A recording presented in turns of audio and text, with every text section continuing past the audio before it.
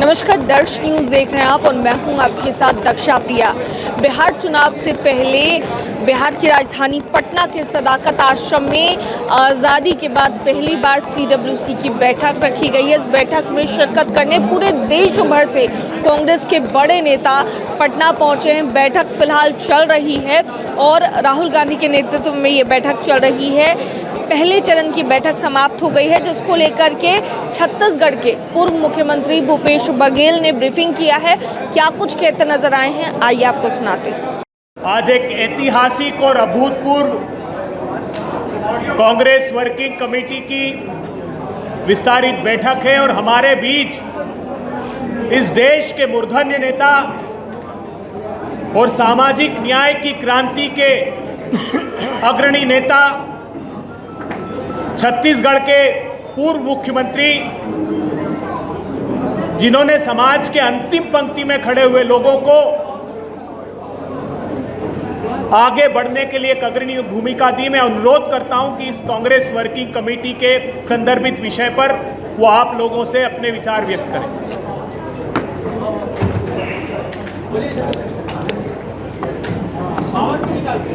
इसी करें? हाँ, देखिए आ रही है। हेलो, आवाज आ रही है?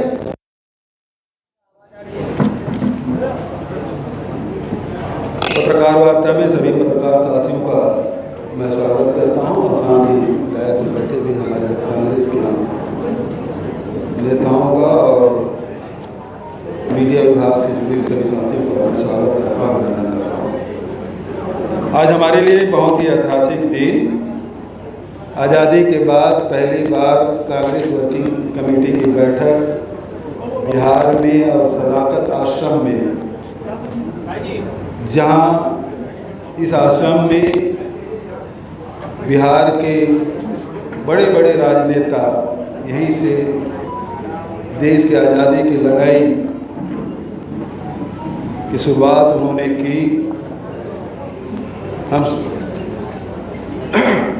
आज उसी सदाकत आश्रम में मल्लिकार्जुन खड़गे जी की अध्यक्षता में आदरणीय हमारे लोकसभा में विपक्ष के नेता आदरणीय राहुल गांधी जी, जो न्याय योद्धा के रूप में हम सब जानते हैं, उनकी उपस्थिति में कांग्रेस वर्किंग कमेटी की बैठक, जिसमें हमारे वर्तमान के मुख्यमंत्री, पूर्व मुख्यमंत्री और सभी फ्रंटल ऑर्गेनाइजेशन के अध्यक्षगण उपस्थित हैं। आदरणीय खड़गे जी का जो प्रारंभिक उद्बोधन हुआ, उसमें उन्होंने जो कहा कि सदाकत आश्रम में जिन नेताओं ने आज़ादी की लड़ाई लड़ी, आदरणीय साथियों, आज वर्तमान जो स्थिति है उसमें बड़ी चिंता जाहिर की आदरणीय अध्यक्ष जी ने। चाहे देश के आंतरिक मामले हों, चाहे देश के वैदेशिक मामले हों, सभी जगह हालात चिंताजनक है। देश के अंदर जो आर्थिक हालात बन पड़े हैं वो सबसे ज़्यादा चिंतनीय है। एक तरफ किसानों की आय दोगुनी करने की बात कही गई, लेकिन वो हुआ नहीं। दूसरी तरफ मनरेगा का बजट घटा दिया गया है, मनरेगा मजदूरी मिल नहीं रहा है गरीबों के लिए। तो तीसरे तरफ MSME, जितने हमारे लघु और मध्यम श्रेणी के जो उद्योग हैं वो चरमरा गया है। तो आर्थिक स्थिति हमारी बहुत ही डामाडोल है। ऐसे समय में जब GST लागू किया गया, उस समय भी कांग्रेस ने विरोध किया था और सुझाव दिया था कि 4 और 8% का स्लैब होना चाहिए, जबकि 5 स्लैब रखे गए। और उस समय प्रधानमंत्री जी का भाषण आप उठा के देख लीजिए, उस समय भी उन्होंने कहा कि बहुत क्रांतिकारी कदम है। देश की दूसरी आज़ादी का दिन है 30 जून 2017 को उन्होंने मध्य रात्रि की घोषणा की, ये दूसरी आज़ादी है। और उस समय भी गरीबों के माली हालात सुधरेंगे, किसानों के, मजदूरों के, नौजवान के, व्यापारी और उद्योगपतियों की स्थिति में गुणात्मक वृद्धि होगी, इस प्रकार की बात कही गई थी। और वही बात जब आप 5 स्लैब से घटा के 2 स्लैब किए, तब भी वही बात आप कह रहे हैं। लेकिन इन 8 सालों में आर्थिक पूरे देश की जनता को लूटने का काम केंद्र सरकार ने किया। 50 लाख करोड़ से भी अधिक राशि वसूली की गई और आज जनता की हालत बेहद ख़राब है। उनके क्रय शक्ति बिल्कुल क्षीण हो गई है और अब ये कहते हैं कि उत्सव मनाने के बाद जब लोगों के पास पैसे ही नहीं हैं तो खरीदी किस बात की करेंगे। इस प्रकार की बातें आदरणीय खड़गे जी ने प्रारंभिक उद्बोधन में की। विदेश नीति के बारे में भी उन्होंने कहा कि आज हमारे पड़ोसी देश जितने भी हैं, चाहे वो श्रीलंका हो, बांग्लादेश हो, नेपाल हो, म्यांमार हो, जितने भी हमारे पड़ोसी देश हैं, उनका झुकाव चीन के तरफ हो गया है। और प्रधानमंत्री जी कहते हैं, जब राहुल जी ये मामला उठाते हैं कि डोकलाम के मामले हों चाहे अन्य जहां चीन ने घुसपैठ किया हुआ था, प्रधानमंत्री जी उन्हें सर्टिफिकेट देते हैं, न कोई घुसा हुआ है न कोई आया है। तो इस प्रकार से आप देखेंगे आज हमारे पड़ोसी देशों में, चाहे वो श्रीलंका हो, चाहे वो बांग्लादेश हो, अब नेपाल, पहले अब बांग्लादेश, पहले श्रीलंका में हुआ, राष्ट्रपति कार्यालय में उसके निवास में घुस गए थे। बांग्लादेश की स्थिति उससे भयावह हुई और सबसे ज़्यादा खराब स्थिति नेपाल की, जहां न केवल लोकसभा में घुस गए, न केवल मंत्रियों के घर जलाए गए, पूर्व प्रधानमंत्री के उसकी पत्नी को जला के मार डाला गया। और जो प्रजातंत्र का जो चौथा स्तंभ है, हम जिसे मीडिया कहते हैं, मीडिया घरानों को भी उन्होंने नहीं छोड़ा, वहाँ तोड़फोड़ किया। तो जो प्रजातंत्र के 4 पाए हैं, न्यायपालिका, कार्यपालिका, विधायिका और मीडिया, चारों को वहाँ ध्वस्त किया गया है। ये बेहद चिंताजनक। और वहीं जिस अमेरिका के राष्ट्रपति को अपने व्यक्तिगत मित्र बताते हैं, उन्होंने मित्रता कैसी निभाई, उसका खामियाजा पूरा देश भुगत रहा है। जिस प्रकार से देश में जो हालात बने, जो पहलगाम की घटना घटी, पूरी दुनिया ने इसके आलोचना की। लेकिन ऑपरेशन सिंदूर के समय और जिस प्रकार से सीज फायर हुआ, उसके बाद कोई देश हमारे साथ खड़ा नहीं हुआ। भले सांसदों के प्रतिनिधि भेजे गए, लेकिन कोई भी देश हमारे साथ खड़ा नहीं हुआ। ये विदेश नीति की असफलता है। और जहाँ तक कि ट्रंप की बात है, ट्रंप अपना मित्र बताते हैं, लेकिन सीज फायर मैंने कराया। इस प्रकार से देश के प्रधानमंत्री का न केवल अपमान किया, कोई नरेंद्र मोदी जी का व्यक्तिगत अपमान नहीं है, ये देश के प्रधानमंत्री का अपमान है। और एक बार नहीं 37 बार उन्होंने कहा कि हमारे मैंने सीज फायर कराया, और इसका जवाब मोदी जी नहीं दे पाए। दूसरी तरफ जो टैरिफ लगाया गया, 50% जो टैरिफ लगाया गया, पैसे उसके मोदी जी के मित्र कमा रहे हैं। और टैरिफ का दिलीप जायसवाल और सम्राट चौधरी के अलावा संजय जायसवाल पर आरोप लगा रहा है कोई तरह का भ्रष्टाचार, क्या उस पर भी चर्चा हुई? अभी प्रारंभिक उद्बोधन हुआ है, उसके बाद हमारे जो बिहार के प्रेसिडेंट है, वो बिहार के बारे में बात की है। और जो रेजोल्यूशन जयराम रमेश जी ने जो प्रस्तुत किया है, उसमें चर्चा हो रही है। मैं तो खड़गे जी के जो प्रारंभिक उद्बोधन है उसके बारे में ब्रीफ करने आपके बीच में बहुत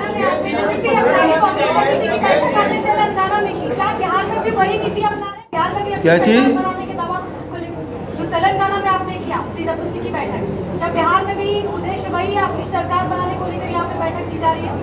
देखिए, राजनीतिक पार्टी अब समय समय पर कदम उठाती है और ये बिहार में भी आपने कहा तेलंगाना के बाद तो और बहुत बार वर्किंग कमेटी की बैठक हो चुकी है, लेकिन चुनाव भी है और बिहार में वर्किंग कमेटी की बैठक हो रही है सदाकत आश्रम में, ये अपने आप में महत्वपूर्ण है। एक मिनट मौसमी जी, सोनिया जी और प्रियंका जी की भी आने की बात थी, क्या वजह की ये दोनों नहीं आ सकते? खड़गे जी ने अपने प्रारंभिक भाषण शुरू करने के पहले ही इस बात का उल्लेख किया कि मैडम की तबीयत, वो मैडम आना चाहती थी लेकिन तबीयत थोड़ी सी ढीली होने के कारण से वो नहीं आ पाया, क्योंकि साथ है। मौसमी जी, सर, बघेल साहब, आपने छत्तीसगढ़ में भी देखा है, यहाँ पे खड़गे साहब कह रहे हैं कि सरकार की उल्टी गिनती शुरू हो गई है, उन्होंने ओपनिंग रिमार्क में अपने कहा, और बिहार से दिल्ली का रास्ता तय होगा। तो सवाल ये है कि यहाँ पे कांग्रेस जो गठबंधन का धर्म है उसको किस तरह से निभाएगी, जूनियर पार्टनर के तौर पे अकोमोडेट करेगी तेजस्वी को सीएम चेहरे के तौर पे, या नहीं ऐलान होगा कि नहीं, इसको लेकर कई कयासबाजी हो रही है। तो ये स्पष्टता क्यों नहीं है कांग्रेस में कि तेजस्वी ही चेहरा है? देखिए, महागठबंधन की जब बैठक होगी और इस मामले में जब चर्चा होगी तो उस समय फैसले होंगे। आज तो कांग्रेस वर्किंग कमेटी की बैठक है, ये महागठबंधन की बैठक नहीं है। जब वो इंडिया गठबंधन की बैठक होगी तो उसमें ये तय किया जाएगा। सवाल ये है, मुख्यमंत्री हो अब आए, नीतीश कुमार ने जो काम किया है, सरकार ने जो काम किया है नीतीश सरकार ने, उसके लिए भी धन्यवाद प्रस्ताव लाना चाहिए कांग्रेस वर्किंग। कौन बोल रहे हैं? बीजेपी और जेडीयू के नेता। मतलब वो लोग नहीं कर पा रहे हैं क्या? क्योंकि वो चर्चा करेंगे तो अशोक चौधरी की चर्चा होगी, जायसवाल की चर्चा होगी, है ना, और फिर सम्राट चौधरी के सर्टिफिकेट के बारे में चर्चा होगी, तो वो नहीं कर पा रहे हैं क्या जो हम लोगों से अपेक्षा कर रहे हैं? अब बिहारी बाबू भी आपके बगल में खड़े हैं। बाबा आप कुछ बाबा कुछ आपकी धरती में आए हैं जी, आपका स्वागत है इस प्रेस कॉन्फ्रेंस में। दूसरा प्रश्न, खड़गे साहब ने कहा है कि नीतीश कुमार बीजेपी के लिए बोझ बन गए हैं और उनको रिटायर करने का प्लान बीजेपी कर रही है। बिल्कुल सही बात। जो स्थिति है नीतीश बाबू की, हम तो चाहते हैं कि नीतीश बाबू स्वस्थ हों और सताई हों, लेकिन जिस प्रकार से भारतीय जनता पार्टी की भूमिका इसमें रही है, पूरा बिहार और पूरा देश जान रहा है। एक सवाल अमित मालवीय ने एक सवाल उठाया है कि कांग्रेस की आचार बिल्कुल वैसी ही है जैसे दिल्ली चुनाव के बाद उसने आम आदमी पार्टी से दूरी बना ली थी, बिहार में भी यही कहानी दोहराई जा रही है। आदरणीय, मैं प्रेस कॉन्फ्रेंस कर रहा हूँ और आप मेरे सामने बैठे हुए हैं। मैं आपसे निवेदन करूंगा आप अपना प्रश्न पूछिए। अमित मालवीय के प्रवक्ता क्यों मर रहे हैं? आप अपना प्रश्न करिए, मैं उत्तर दूंगा आपको। सर, अति पिछड़ा जातियों के लिए कांग्रेस का क्या प्लान है? जी, अति पिछड़ा जातियों के लिए कांग्रेस का क्या प्लान है? रख रहे हैं। इस मामले में मैंने अभी प्रारंभिक उद्बोधन की बात कही है खड़गे जी का, और इस मामले में लगातार सब नेता आएंगे, बात रखेंगे। जो आपका प्रश्न बहुत महत्वपूर्ण प्रश्न है और मैं समझता हूँ कि इसमें हमारे नेताजी शायद उसमें कुछ कहेंगे। नेतृत्व के बारे में भी मैंने पहले कहा कि महागठबंधन की जब बैठक होगी उसमें तय हो जाएगा। बहुत बहुत धन्यवाद। अच्छा, लास्ट उसी की बैठक कांग्रेस बता रही है कि आजादी के बाद पहली बार पटना में चुनाव सत्र है, इससे पहले वोट अधिकार यात्रा। क्या ये सिर्फ और सिर्फ आरजेडी पर प्रेशर पॉलिटिक्स बनाने के लिए यहाँ पर बैठक हो रही है? देखिए, जब कोई भी गठबंधन की कोई भी पार्टी कोई गतिविधि करती है, यदि उसकी ताकत बढ़ती है तो गठबंधन की ताकत बढ़ती है। यदि कांग्रेस मजबूत हो रही है तो निश्चित रूप से इंडिया गठबंधन की ताकत भी बढ़ रही है। सर, कांग्रेस जब बिहार में इतना सक्रिय प्रदर्शन कर रही है, राहुल गांधी पहले 13 दिन बिहार में रहे, उसके बाद 100 से अधिक नेता जमात पहुंचे हैं, तो क्या कांग्रेस बिहार में 70 सीटों पर टिकी रहेगी या गठबंधन में सीट क्या? इस मामले में मैं उपयुक्त व्यक्ति नहीं हूँ जिसके बारे में बोलूँ। इसके बारे में जब जब इंडिया गठबंधन की बैठक होगी उसमें तय होगा। Thank you. दिलीप जायसवाल और सम्राट चौधरी के अलावा संजय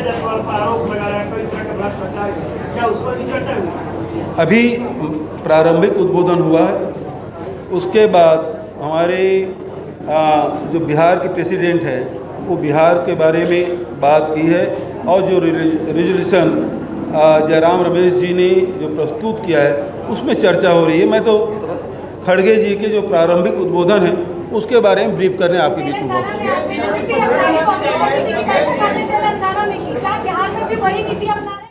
क्या चीज़ तेलंगाना में आपने किया सीडब्ल्यूसी की बैठक, क्या बिहार में भी उद्देश्य वही है, अपनी सरकार बनाने को लेकर यहाँ पे बैठक की जा रही है? देखिए, राजनीतिक पार्टी अब समय समय पर कदम उठाती है, और ये बिहार में भी आपने कहा तेलंगाना की बात, और बहुत बार वर्किंग कमेटी की बैठक हो चुकी है, लेकिन चुनाव भी है और बिहार में वर्किंग कमेटी की बैठक हो रही है सदाकत आश्रम में, ये अपने आप में महत्वपूर्ण है। एक मिनट मौसमी जी, सोनिया जी और प्रियंका जी की भी आने की बात थी, क्या वजह कि ये दोनों नहीं आ सकते? खड़गे जी ने अपने प्रारंभिक भाषण शुरू करने के पहले ही इस बात का उल्लेख किया कि मैडम की तबीयत, वो मैडम आना चाहती थी लेकिन तबीयत थोड़ी सी ढीली होने के कारण से वो नहीं आ पाया, क्योंकि साथ है। मौसमी जी, बघेल साहब, आपने छत्तीसगढ़ में भी देखा है, यहाँ पे खड़गे साहब कह रहे हैं कि सरकार की उल्टी गिनती शुरू हो गई है। उन्होंने ओपनिंग रिमार्क में अपने कहा, और बिहार से दिल्ली का रास्ता तय होगा। तो सवाल ये है कि यहाँ पे कांग्रेस जो गठबंधन का धर्म है उसको किस तरह से निभाएगी? जूनियर पार्टनर के तौर पे अकोमोडेट करेगी तेजस्वी को सीएम चेहरे के तौर पे, या नहीं? ऐलान होगा कि नहीं, इसको लेकर कई कयासबाजी हो रही है, क्योंकि ये स्पष्टता क्यों नहीं है कांग्रेस में कि तेजस्वी ही चेहरा है? देखिए, महागठबंधन की जब बैठक होगी और इस मामले में जब चर्चा होगी तो उस समय फैसले होंगे। आज तो कांग्रेस वर्किंग कमेटी की बैठक है, ये महागठबंधन की बैठक नहीं है। जब वो इंडिया गठबंधन की बैठक होगी तो उसमें ये तय किया जाएगा। सवाल ये है, मुख्यमंत्री हो नीतीश कुमार ने जो काम किया है, सरकार ने जो काम किया है नीतीश सरकार ने, उसके लिए भी धन्यवाद प्रस्ताव लाना चाहिए कांग्रेस वर्किंग। कौन बोल रहे हैं? बीजेपी और जेडीयू के नेता। मतलब वो नहीं कर पा रहे हैं क्या? क्योंकि वो चर्चा करेंगे तो अशोक चौधरी की चर्चा होगी, जायसवाल की चर्चा होगी, है ना, और फिर सम्राट चौधरी के सर्टिफिकेट के बारे में चर्चा होगी, तो वो नहीं कर पा रहे हैं क्या जो हम लोगों से अपेक्षा कर रहे हैं? अब बिहारी बाबू भी आपके बगल में खड़े हैं। बाबा आप कुछ बाबा कुछ आपकी धरती में आए हैं जी, आपका स्वागत है इस प्रेस कॉन्फ्रेंस में।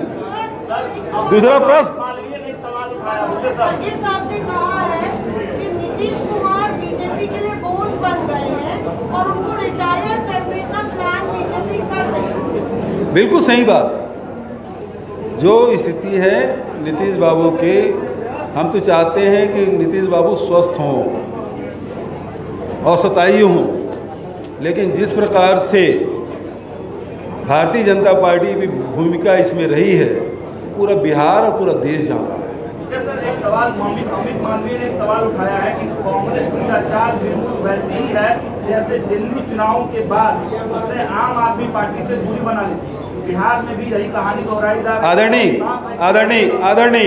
आदरणीय, मैं प्रेस कॉन्फ्रेंस कर रहा हूं और आप मेरे सामने बैठे हुए हैं।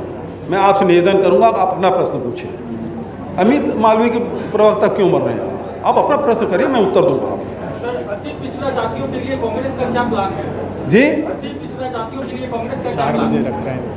इस मामले में मैंने अभी प्रारंभिक उद्बोधन की बात कही है खड़गे जी का, और इस मामले में लगातार सब नेता आएंगे, बात रखेंगे। जो आपका प्रश्न बहुत महत्वपूर्ण प्रश्न है, और मैं समझता हूँ कि इसमें हमारे नेताजी शायद उसमें कुछ कहेंगे। नेतृत्व के बारे में भी मैंने पहले कहा कि महागठबंधन की जब बैठक होगी उसमें तय हो जाएगा। बहुत बहुत धन्यवाद। अच्छा, लास्ट सीडब्ल्यूसी की बैठक कांग्रेस बता रही है कि आजादी के बाद पहली बार पटना में चुनाव सत्र है, इससे पहले वोट अधिकार यात्रा। क्या ये सिर्फ और सिर्फ आरजेडी पर प्रेशर पॉलिटिक्स बनाने के लिए यहाँ पर बैठक हो रही है? देखिए, जब कोई भी गठबंधन की कोई भी पार्टी कोई गतिविधि करती है, यदि उसकी ताकत बढ़ती है तो गठबंधन की ताकत बढ़ती है।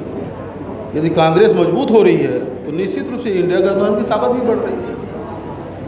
सर, कांग्रेस जब बिहार में इतना सक्रिय प्रदर्शन कर रही है, राहुल गांधी पहले 13 दिन बिहार में रहे, उसके बाद 100 से अधिक नेता जमात पहुंचे हैं, तो क्या कांग्रेस बिहार में 70 सीटों पर टिकी रहेगी या गठबंधन में सीट क्या? इस मामले में मैं उपयुक्त व्यक्ति नहीं हूँ जिसके बारे में बोलूँ। इसके बारे में जब जब इंडिया गठबंधन की बैठक होगी उसमें तय होगा। Thank you. तो सुना आपने क्या कुछ कहते नजर आए हैं तमाम मुद्दों पर भूपेश बघेल, और जिस तरीके से बैठक फिलहाल CWC की चल रही है, पहले चरण की बैठक में क्या कुछ चर्चा हुई, किन चीज़ों पर बातें हुई, साफ तौर से भूपेश बघेल बताते हुए नजर आ रहे थे। कैमरा पर्सन बबलू के साथ मैं दक्षा प्रिया, दर्श न्यूज़, पटना।